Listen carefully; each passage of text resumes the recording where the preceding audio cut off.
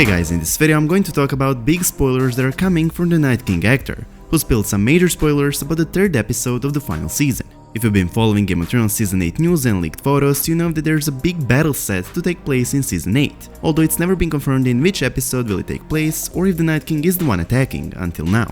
Now, thanks to the actor who plays the Night King, Vladimir Furdik, we know when will this battle take place, as well as how will it look like, as he confirmed it himself. Furdik let the news slip during a fan convention in Hungary. He says and spoils in the third episode of the last season, there's a battle that the creators intended to be a historic moment in the television. Almost the full episode will be about a battle. It will take about 1 hour. Furdik states that they filmed this battle for 3 months in the wind and the rain outdoors, and then for another month in a huge studio, which makes this easily the longest battle shoot in the show's history. I can tell you that there will be no shortage of surprises in Season 8, Furdik continues. There will be a lot of dragons, the Night King will return, and in the season the biggest battle for the throne will be completed. So basically Furdik is confirming that the big battle between the living and the dead will go down in episode 3. At the end of season 7, the army of the dead, now numbering over 100,000 whites as well as the White Walkers, is heading straight towards the north, bringing a winter that will become another long night, the one which may last forever, while most of the living on the other hand is also heading north. It's been confirmed that the season 8 will open at Winterfell, with an episode that contains plenty of callbacks to the show's pilot. Instead of King Robert's procession arriving, it's Dany and her army. What follows is a thrilling and tense intermingling of characters, some of whom have never previously met, many who have messy histories, as they all prepare to face the inevitable invasion of the army of the dead. So most of the main characters will be at Winterfell at the beginning of season 8, with Jaime and a few more yet to arrive. However, it won't be until 2 episodes later that the living will face the Night King and his huge army. Why that long? Because the Night King will not start his conquest with Winterfell. The Night King will hit Last Heart and Carhold first, just as Jon Snow predicted. If they breach the wall, the first 2 castles in their path are Last Hearth and Carhold. This is what Jon said in Season 7 premiere, and it will likely come true in the Season 8 premiere. The rulers of those castles of House Umber and House Karstark, Ned Umber and Ellis Karstark will probably follow along. After the Night King is done with them, he will proceed south, arriving at Winterfell in episode 3. The living with Jon Snow and Daenerys as their champions will be ready. Jon went to Dragonstone not only to meet the Dragon Queen, but mainly to mine dragonglass, without which they would not even stand a chance. With Jon and Dany's arrival at Winterfell, of course that they brought dragonglass from Dragonstone to use it in the war to come. Their armies will have all sorts of dragonglass weapons, from halberds to daggers. The Unsullied will have a dragonglass-tipped spears, and archers will have dragonglass arrowheads. Most of the living will take a defensive position behind the lines of Shield Freeze, with dragonglass sticking out of the spikes, some armies on the walls of Winterfell, some outside Winterfell. Why outside? Not only would some of their armies such as the Dothraki, who are said to be born, fight and die in saddle, be useless if not fighting on an open field, but also because Winterfell is not big enough to have all their armies inside it. The Unsullied will form a large unit phalanx formation, their famous battle tactic, large group of them fighting in lockstep phalanxes using spear and shield. With this formation, they once defeated an army that was approximately 7 times bigger in numbers. True, it's different this time, they're not facing the living but the dead, but it makes no difference. The Unsullied will have dragonglass-tipped spears.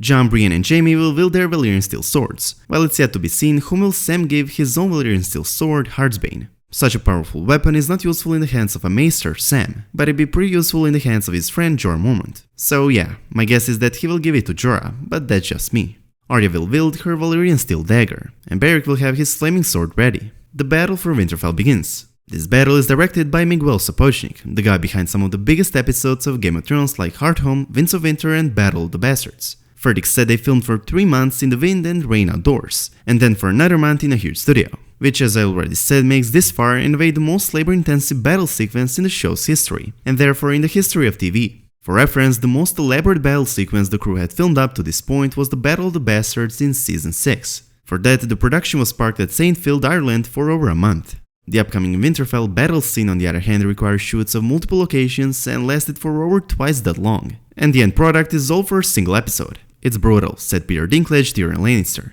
It makes the Battle of the Bastards look like a theme park. Writing about this historic sequence, James Hibbert called it wall-to-wall action, and detailed how it jumps between the stories of several different characters. The showrunner David Benioff said that every thread feels like its own genre.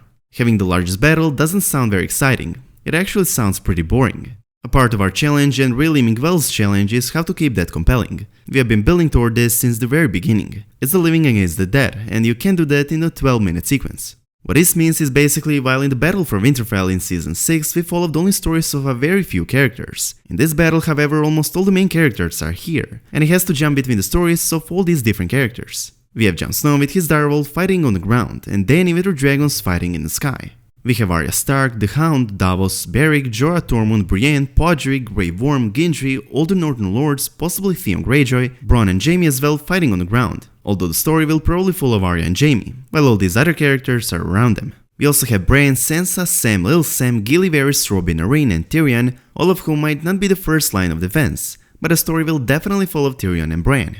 Tyrion, who has shown himself to possess a keen mind for strategy, as is evidenced in his research into defending against sieges and successfully conducting the defense of King's Landing during the Battle of the Blackwater, Tyrion will definitely play an important role in defending Winterfell from the Night King. Bran, on the other hand, is the key to defeating the Night King. He is the only one who can go back in past, learn how the first Long Night ended, learn how the Night King was defeated, and share all game-changing information with Jon and Dany. I don't see Bran learning this until the very end, since I don't see the Night King being defeated until the very end of Game of Thrones, if at all. So what will Bran's role be in the battle for Winterfell? Bran will try to warg into the Night King's dragon. Although this attempt will fail because of the Night King's magic that is still way more powerful than Bran's, Bran will most probably manage to warg into the undead giants, and that may be of a huge help for the living. We have never seen Bran warging into anyone from the Night King's army thus far, but he will likely be strong enough ready to do so by the time winter arrives at Winterfell. If Bran manages to warg into the undead giants, then it leaves a huge possibility that Bran will warg into the Night King's undead dragon as well at some point of the season. After all, the Three-Eyed Raven did tell Bran that he will not walk again, but he will fly. The story will also follow the opposite side. The Night King, whose story beside clashing with Dany's while fighting her in the sky, might also clash with Jon Snow's as if he's to land. Jon would definitely rush to fight the Night King, no matter how many fights are between them. Sometime during the battle for Winterfell, Arya's direwolf Nymeria will probably join the battle with her pack of wolves as well. With Game of Thrones coming to its end, it only makes sense for direwolves to finally reappear. Ghost was confirmed to return, and it was also confirmed that he sees a lot of action in this episode, and Nymeria will probably be here as well. During the battle for Winterfell, some of the best fighters, the Hound, Jon Snow, Brienne, Arya and probably Jaime, who might not be a great fighter anymore but he's still a brave warrior, will pick a fight with the White Walkers while others are fighting Whites. As seen in the previous season, if a White Walker dies, the Whites they raised instantly collapse as well. They know if they are to kill a White Walker, a huge amount of Whites dies along. That's their only chance. So will winter fall at Winterfell? If you wouldn't like to know the answer to this question, it's time for you to close this video, and know that you can expect the best battle in the history of television. Okay, if you could not tell by the official teaser itself, the winter will definitely not fall at Winterfell. This battle for Winterfell will be a huge defeat for the living. In this leaked photo of the aftermath of the battle for Winterfell, we can see corpses of the brave soldiers covering the fields of Winterfell, and are soon to be raised by the Night King to act as his minions, Whites. The Mist Frost, the direwolf marker over as well as the marker for Dany's Unsullied forces, but unfortunately the Northern Army and the Unsullied are not going to be the only casualties for the living. It's confirmed that most of the Dothraki will fall as well, and then shortly after be brought back to life by the White Walkers to basically act as their minions. Here you can see the Dothraki Whites riding on horseback. We have never seen a White riding a horse, but it will change once the Dothraki becomes the part of the Night King's army. One would think that these might be the White Walkers who have already been seen riding horses, but during the filming the White Walkers are just guys in prosthetics and makeup, except for their blue eyes which are added in post-production. The green suits like the ones we can see on these Dothraki, however, are used for Whites.